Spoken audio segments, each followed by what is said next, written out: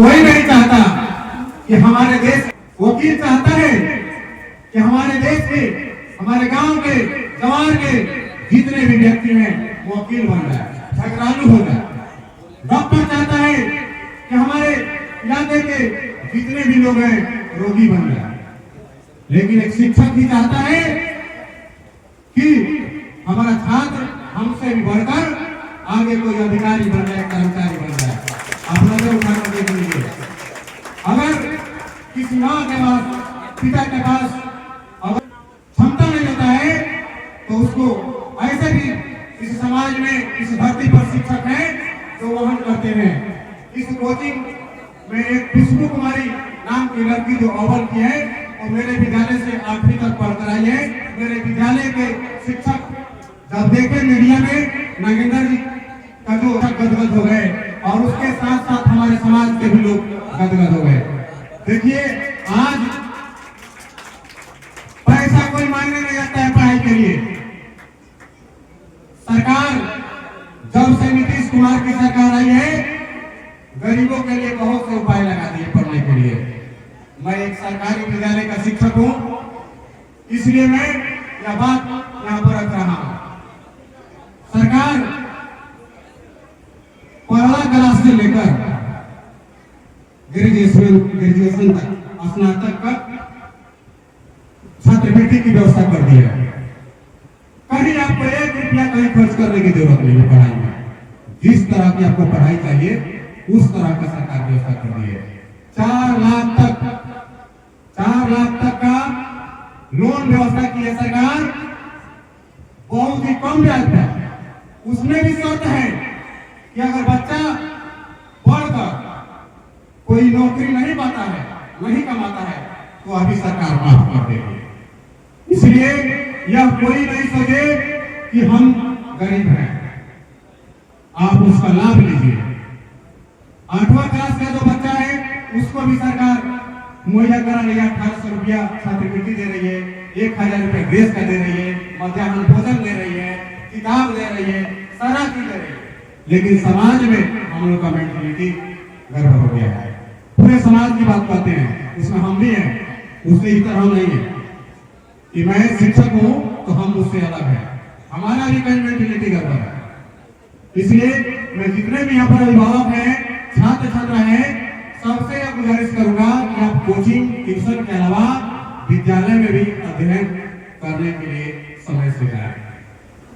विद्यालय अध्ययन करने के बाद ही आप कोचिंग संस्थान में जाएं। यह मेरा आपसे निवेदन है, गार्जियन से भी निवेदन है। और जितने भी कोचिंग संचालक के यहाँ लोग आए हुए हैं, मैं उनसे आग्रह करूंगा कि आप लोग कोचिंग संचालन का समय विद्यालय अवधि के पहले और विद्यालय अवधि के बाद रखिए, तो यह बेहतर होगा सरकार के लिए भी, समाज के लिए भी और हम लोग के लिए भी। इस पर मैं एक छोटी सी कहानी था। विजय भैया ध्यान दीजिए।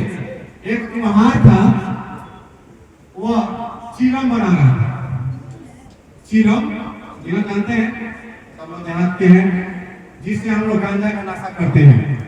जो लोग गांजा के नशेरी हैं, चीलम से गांजा का नशा करते हैं। कुम्हार को बुला रहे, भाई चीलम क्यों बना रहे हो?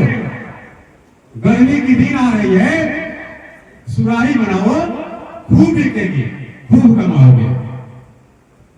कुम्हार ने चीलम बनाने से हाथ रोक दिया, पुनः मिट्टी को गूंथना शुरू किया और सुराही का आकार देने लगा।